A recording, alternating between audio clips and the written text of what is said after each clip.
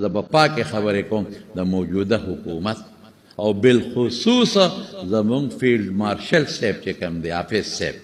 پاکې خبرې به کوم د هغې په کوشش او په برکت هغه جنګونه خدای ختم کړل الحمدلله پاکستان یو نوم وګټه یو نوم مولانا شیخ ادریس صاحب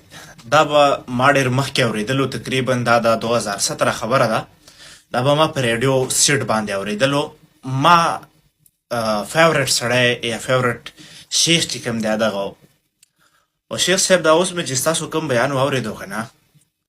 په دې زړه مې ډېر څه دي ویلی هم غواړم خو نه شم ویلی او څه خبرې داسې دي چې نه یې درته کول پکار کم از کم چې حق نشئ ویلی که نه